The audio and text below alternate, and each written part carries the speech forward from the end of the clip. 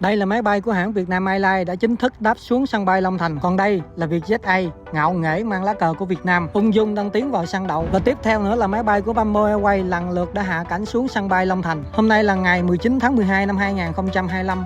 Sân bay Long Thành chính thức khánh thành giai đoạn 1 sau bao nhiêu ngày dài nỗ lực thi công. Trong 3 chuyến bay đáp xuống sân bay Long Thành lần này, trong đó có Việt Nam chở lãnh đạo xuất phát từ sân bay Nội Bài của Hà Nội và đáp xuống sân bay Long Thành vào sáng nay. Bước xuống từ chiếc phi cơ của Việt Nam đó là Phó Thủ tướng Nguyễn Hòa Bình. Clip em cập nhật từ một số nguồn tư liệu khác nhau và mới nhất vào sáng ngày hôm nay. Rồi, chào cả nhà. Hôm nay thì sân bay Long Thành chính thức sẽ khánh thành giai đoạn 1. Hiện tại thì em đang có mặt trên đường đi vào phần chính của sân bay. Hai bên đường hầu như là đã hoàn thành, rộng mở cây xanh rất là đẹp.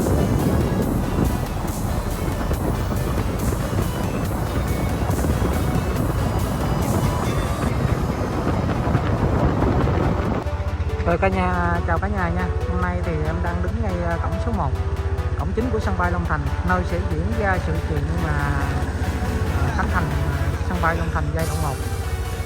Hiện tại thì ngay cổng số 1 thì an ninh đang được siết chặt nha cả nhà. Mọi diễn biến thông tin cập nhật thì em sẽ cập nhật trong clip này nha. Trong phiên livestream thì em cũng đã có nói rồi. Đây là phía bên trong nhà ga. Xa xa thì các anh chị có thể thấy tháp không lưu.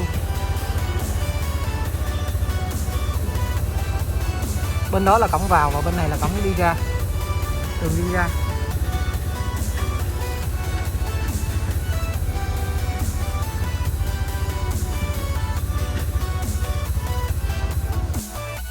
Hiện tại thì tất cả công trường của sân bay Long Thành hôm nay là được nghỉ cả nhà.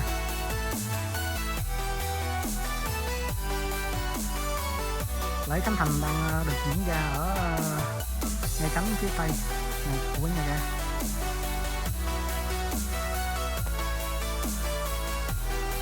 Cái này xa xa thấy đèn tín hiệu hỗ trợ hạ cánh, nó đang chớp liên tục luôn nha.